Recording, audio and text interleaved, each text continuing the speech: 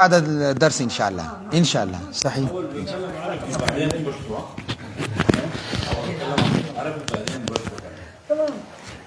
وترجم بعد الدرس ان شاء الله صحيح ان شاء الله.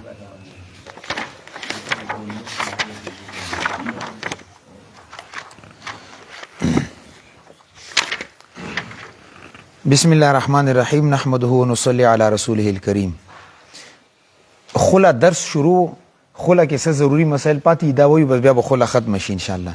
خلا دې ته ویل کېږي اسانه پښتو کې چې خزا خوند ته وایي چې د پیسې والا او ماته طلاق راکا نه دې ته خلا ویل کېږي. د خلا رکن څه دی؟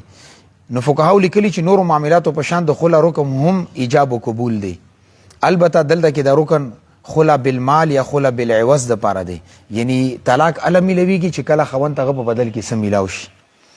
عام علماء کرام لیکلي چې د خل جواز لپاره د بادشاه یا د قاضي موجودګي ضروری نه ده، بلکې خزه او خوند خپل کې د معاملې کول غواړي نه د قاضي او د سلطان د موجودګي نه بغیر هم کولی شي. خل د لپاره به کمی سي استعماليږي. تاسو هغه چې طلاق ما تاسو ته ویلو چې یو بل ته وایي چې قبول کړي دوا قبول کړي د ماضی به استعمالي یا به حال سي استعمالي.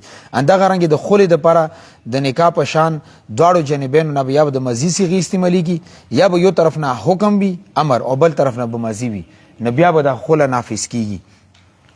د خله الفاظ دي احناف په نسبت باندې د خله د پر 15 قسم الفاظ استعماليږي: خله، بینونت، بیع، شراء اور مبارات. ٹھیک تا کنه؟ پہلا صورت خوند خزی ته وی چې ما تاسو سره دومره پیسو په بدل کې خلا کړی، دا هم ټیک تا. دویم دا چې دا ورته ما دومره پیسو په بدل کې تا نه جدایی اختیار کا، دا خلا ده. خوند ورته وی چې ما ستا طلاق پتا لاس باندې دومره کې خرج کو، دا خلا ده. یا ورته دا وی چې ما تا نه خپل طلاق په دومره پیسو کې واخستلو، دا ټول خلې د پر د ټکی استعمالي. او چې کم د خزه خوند ته مال ورکی، ٹھیک ته کم بدل ګرځيږي خلا کې غب کم کم شي زور کی. نه حنافو په نسبت باندې هر هغه شی چې غ مہر جوړی دی شي غ خلا کې عوض هم جوړی دی شي، پیسې، پلاټ، پراپرټي، جائیداد، دا ټول شیزونه. البته بعضی شیزونه د سیدی چې غ خلا کې خو کار کوي خو نکاح کې مہر نشي جوړیدل. معلومه ده چې خلا کې لګ وسات ډیر دی، یعنی ډیر شیزونه پکې راتلی شي. مثال په تور مې یو سړی خزي سره خلا کوي اور دسی شیز منس کې مقرر کی چې غ مال نه دی. مثال په تور مې شراب اور خنزیر زمون په نسبت باندې بلکې اسلام هر اهل اسلام په نسبت باندې شراب او خنزیر مال نشي کېدل. کافرانو د پرده خو موږ د پر مال نه دی. اوس یو سړی خزي ته دا وی چې ما ته شراب او خنزیر راکغه په بدل کې بزتا ته طلاق در کوم، ٹھیک ته. نو دی صورت کې په دې خزي باندې نه د شراب او قیمت او نه شراب نه خنزیر او نه د خنزیر قیمت خزي ته ورکول لازم نه دی. خزي ته به طلاق ملاو شي او خوند ته به یې نه مليږي، تش کو تک په ګرځي. ولی مسکه چې دا کم شیز ذکر کو دا سره مال دینا. نو خلا کې بهرال دی کې کار کی خلا دا مطلب چې خوند دا وایي چې ما ته شراب راکا طلاق په در کوم، طلاق پوشي او خوند شراب او د شراب او پیسې خزینه نشي وختلې. اندغه رنګي مہر کې هم شراب او خنزیر کار نه کوي. یو سړی خزي ته دا وایي چې دو بوتل ما شراب بدر کوم تاسو سره ما د مہر شو دا نکاح بزر سره کوم، نه دا مال نشي جوړي ال د بیا مہر مثل ورکي. ٹھیک ده کنه؟ دا رنګي خنزيري مس کې مقرر کو نه خنزیر مال نشي جوړي دی بیا به مہر مثل ورکي. بدل خلا کې جهالت هم لګ کار کوي. دا ورته وي خزه خوند ته دا وي چې زه طلاق در کوم د هغه سروي په بدل کې چې د غوا یا مثال په تور مې د میخي خېټه کې دی د سران کیږي. یا ورته وي چې د غولنځ کې کمی پیدي بدی په بدل کې طلاق دی بیان ټیک دی. یا ورته چې کم غلام تختیدل دی هغه په بدل کې به خلا کوم ته په طلاق مليږي. خزه ته طلاق واقع شي او د شیزونو غاسي وجود نشته دی. اوس غولنځ منځ کې څومره په موږ ته څه پته لګي او غلام تختیدل او پس پر ازینه برزي هیڅ پته نه لګي، نه طلاق پوشي او خوان به تش کوتا کا سي ګرځي. اندا غرنګي کا خلا کې فیصله جرګي وکړه، ٹھیک ده کنه؟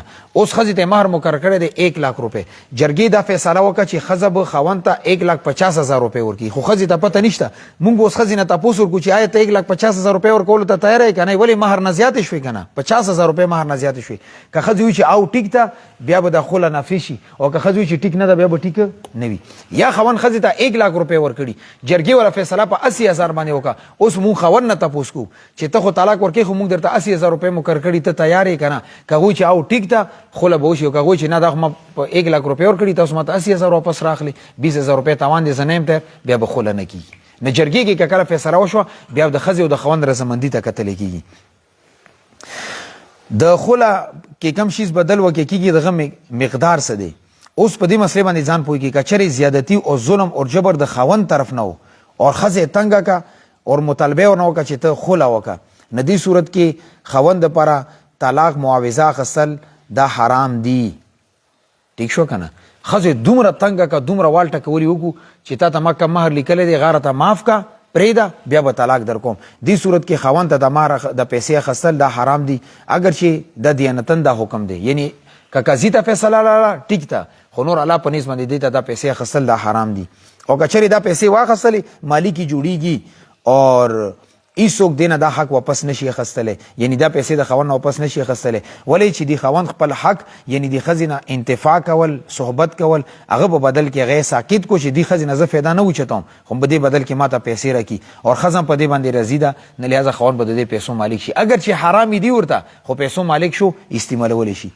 دویم صورت دا دی کچری د خزي طرف نه نافرمانی و او زیادتی و، نه دی صورت کې بیا طلاق په عوض کې شیز اخستل خاوند لپاره جایز دی. ها دې کې اختلاف ته چې کم مہر یې ادا کړی دی هغه نه زیات اخستل جایز دی که جایز نه؟ نه حنفو دې کې دوه قول دي. یو قول دا دی چې د مہر نه زیات پیسې اخستل دا مکروه دی. مثال مہر 1 लाख مقرر کړي خزینه اخلي 1,20,000 روپے، نه چې د 20,000 زیات اخلي دا مکروه دی. اور بعضو احناف رائے دا چې بلا کراهت جایز دی، ولی چې کله خزه په خپل مرزي باندې پیسې ورکي نه دی کې کراهت نشته دی. چا څه کار دی؟ میاں بیوی راضی تو کیا کرے؟ قاضي خپل کاری دی. د خلع حکم څه دی؟ خلع کې ماته اوس ویلو چې دا د طلاق باین په حکم کې ده، که خزه او خاوند خپل کې بیا تعلق ساتل غواړي تجدید نکاح تجدید مہر سره بکی، خو بهرحال بعضو مسایلو کې یو بل نه لګ د خلع او طلاق باین بدل دی. مثال په تور باندې خلع د مہر په بدل کې وي اور خاوند هغه مہر اوسه پورې ادا کړي نه دی، نه د خلع د وجنه خاوند نه به د مہر ساکت شي. ٹھیک شو کنه؟ خزی خون خپل کې نکاح وشو په 1 लाख روپے باندې، اوس د خاوند 1 लाख روپے خزی ته نه دی ورکړي چې خلع وکا، نو پیسې خو نه دی ورکړي مہر نه دی ورکړي کنه، بس ما هغه 1 लाख روپو کې تا طلاق واچولو بس خبره ختمه ده. اور دې سره سره چې دی خاوند سره دی خزی 15 میاشتې 6 میاشتې 10 میاشتې تیری کړي دي، ماهانه خرچه 5000 روپے 10000 روپے د خزی ته په کار دي چې ورکړي وي یا 2000 روپے غیر نه دی ورکړي، دا به خاوند نه ساکت شي. خزه دا مطالبه نشي کولای چې ټیک ته د مہر 1 लाख روپے خو تا ته درغلی ما ته طلاق راکا خلاص میاشتو خرچه راکا، نه د خرچې مطالبه ونه هم نشي کولای، ټول حقوق په ختم شي.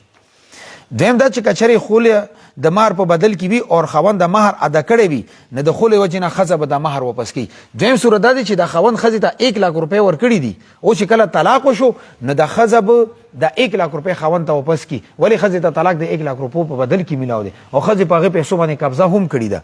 دریم صورت دا دی کچری خلع د مہر نه علاوه په بل مال باندې فیصله وشي، مثال په تور مہر په کې سره چیر نه کړل شي، خاوند خزه ته دوی چې بس 1000 روپے راکا طلاق درغلو یا ور دي هغه فلانکې پلاټ راکا طلاق به درته درکم، نه دې صورت کې خاوند به د هغه شیزونو مطالبه کوي او خزه باندې لازم او واجب ده چې دغه شیزونه خاوند ته ورکی. اوس کچری خاوند مہر نه ادا کړي بیا مہر ساکت شو، مہر بیا سرو خوړو، ٹھیک ته کنه؟ ولی چې خاوند ته کله دوی چې دی پلاټ په بدل کې طلاق درکو مہر نه دی ورکړي، نه چې کله د پلاټ خاوند ته ملو شي او طلاق واچي نه خزه د مہر مطالبه نشي کولای. اور بل صورت دا دی کچری خاوند مہر ادا کړو نه د مہر د بیا خزه دی خزه نه د مطالبه نشي کولای، بس ماغه پلاټ ورته ملو شو هغه په بدل کې خزه طلاق ملو شو، نور چې کم مہر د غسر او خړو هغه خزه دغه مالک شو. بعضې داسې شیزونه چې آیا هغه خلع کې بدل جوړ دی شي کنه؟ مثال په تور باندې مونږ دا وې چې پلاټ جوړ دی شي، پیسې جوړ دی شي، مہر جوړ دی شي، سکنا جوړ دی شي کنه؟ سکنا باندې ځان پوي کی چې کله د خزي او خون خپل کې نکاح وشي خاوند باندې لازم دی چې دی خزي ته بکور ورکي، د ته عربي کې سکنا ویل کیږي. دیو جنا که خزه د خاوند نه د مطالبه کی چې تاسو سره اعلی نکاح کوم چې ماته بکور کې نه مطالبه ټیک ده، دا ورته حق قرآن ورکړي مونږ نه دی ورکړي.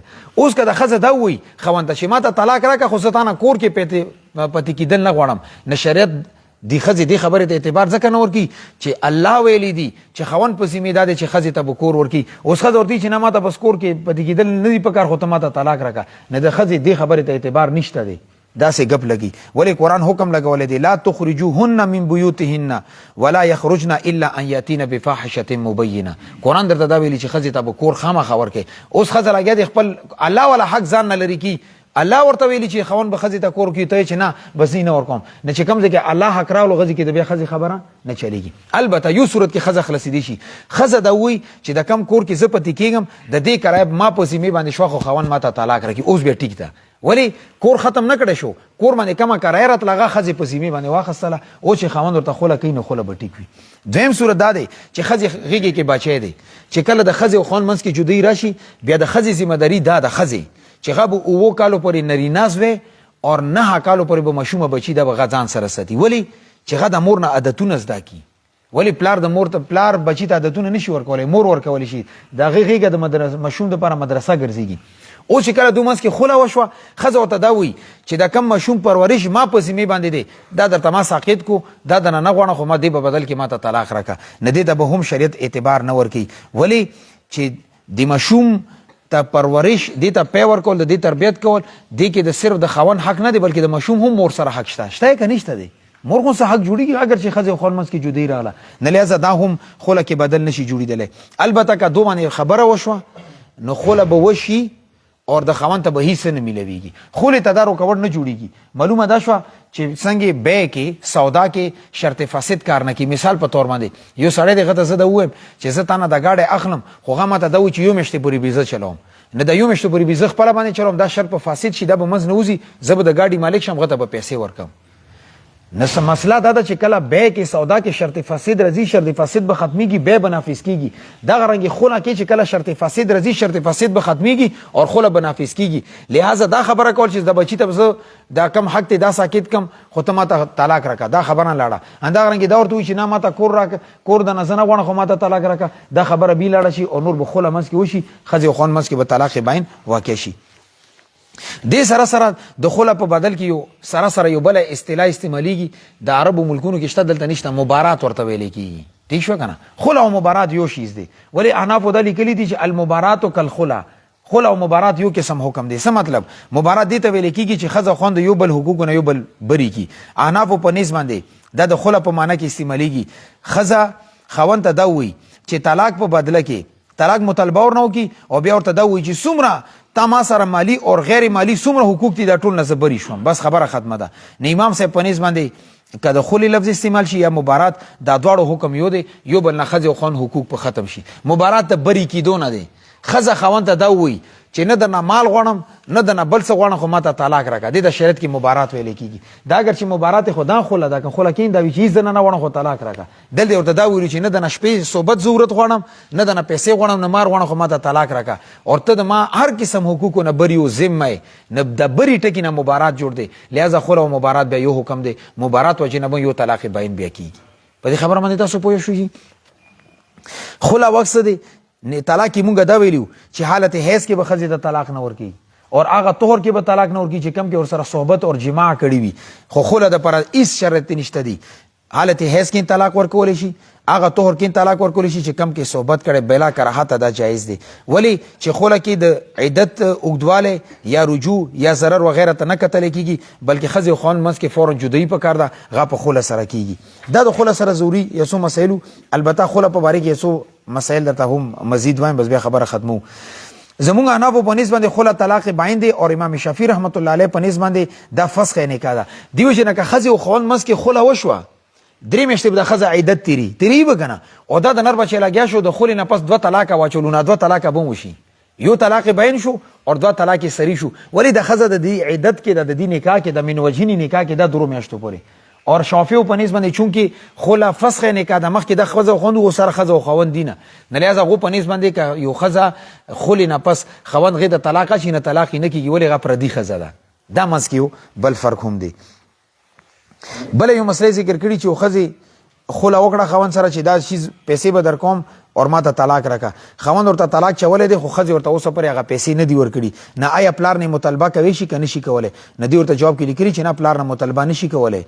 طلاق هم شوی دی اور دا به اندي ښځې په ذمې باندې دا پیسې قرض دي، دا به ورکوي. اور چې کله ښځه دې نه انکار کوي، نه دا خاوند به عدالت ته رجوع کړي چې ما دې ښځې ته طلاق چولی، خو خوله مې ورسره کړي دي، ما ته پیسې نه یې راکړي. عدالت اور سټیټ ذمه داري دا ده چې ښځې نه پیسې راواخلي، خاوند ته به ورکړي.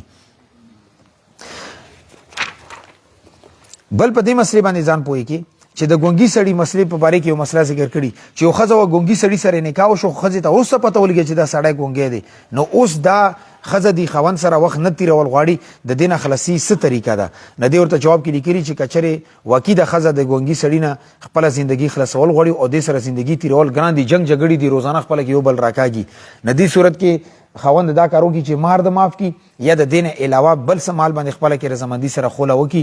دغه رنګې د ښځه د دې خاوند د نکاح نه خلاصي ذریعه او لار ورسره دا ده، دې نه علاوه بله نشته، یا به طلاق ورکړي یا به خوله کوي. ټیک ده که نه؟ همدغه رنګې بله یو مسله ذکر کړې ده چې خاوند د رضامندي نه بغیر خوله کیږي که نه کیږي، دا اهم مسله ده. زموږ معاشره کې دا ډېره غټه مسله ده. ښځه او خاوند خپله کې جوړ نه شي، کال د بعد ښځه بیا لاړه چې زه خوله کوم.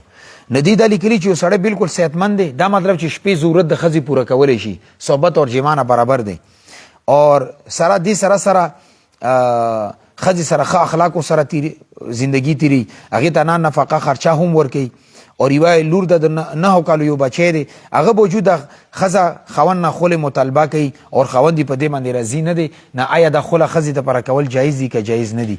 د دې ورته جواب کې لیکلي دي چې کله خاوند د ښځې حقوق ادایګي کوي، هغه کې څه کوتاهي نه کوي اور خپل رضامندي سره ښځې ته خرچه نه نفقه هم ورکوي، نه بیا د ښځې حق نه جوړېږي چې د خاوند نه ځان جدا کړي، اور که چېرې دا مطالبه کوي نه دا نامناسبه اور بېځایه مطالبه ده. دې وجې د خولې د صحت دپاره دا شرط دی چې ښځه او خاوند خپله کې راضي وي، که چېرې ښځه او خاوند خپله کې رضامندي نه وي نو بیا خوله نه کېږي. لہذا معلومه دا شوه چې خولې دپاره ښځې او خاوند رضامندي شرط ده. اوس نه سبا ښځې څنګه چل کوي، خاوند سره زندګي نه تېرېږي، ډیرک عدالت ته لاړه شي چې زه د مار خاوند نه غواړم، دا د ما ته طلاق راکړي، خاوند یې عدالت ته راځي نه، بیا جج لګیا شي د خاوند طرف نه طلاق واچي، دا طلاق نه کېږي. ښه ولې خاوند راضي دی، خرچه ورکړي، کور هم ورکړي، شپې ضرورت یې پوره کړي، نور څه غواړي؟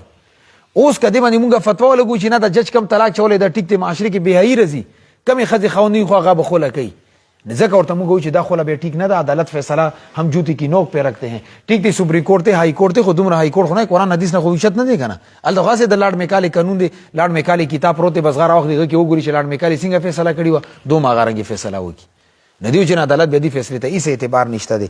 لہذا دی ادوړو طرف نه رضامندی شرط او کچري رضامندی نه بیا خوله نه کیږي. بلې و مسله ذکر کړی ده چې خزل اگیا شو په سټامپ پیپر باندې خوله ولي کله چې زه خپل خوش आवाज کې خوله کوم، خوان ته د پیسې ور کوم، دا ماته طلاق راکې، د خوان نر بچی ور باندې دستخط کو چاو زه خوش او خواص کې د باندې دستخط کوم، هغه د بعد خوان خیمانه شو چې نه زه د خزي سره خوله نه کول غواړم، دا زه پوه شوی نه ام دایم نه دی ورته جواب کې لیکلی دي چې کله خوان په هوش او आवाज سره دستخط کړي دي او گواهانو موجودګي کې کړي دي، اوس دی باندې چې کومه خوله شوی ده هغه خوله شوی ده، اوس د خولې نه پس خوان ته دوباره د رجوع حق نشته دی. لہذا د خزه آزاده د کم ځکه نکاح کوي هغه ته اختیار حاصل دی. ندیو جن سټامپ پیپر دستخط کې ډېر زیات احتیاط کې دانه توي چې زه خو زه رزینو ما دستخط کړی دي چې رزینې ته څنګه دستخط کړی دي، نه دا یو غټه مسله ده، د سه هم کله کله معاشري کې مسلې رزي. الله رزق مو ته صدې خبرو مې عمل کولو توفیق نصیب. سبحان الله.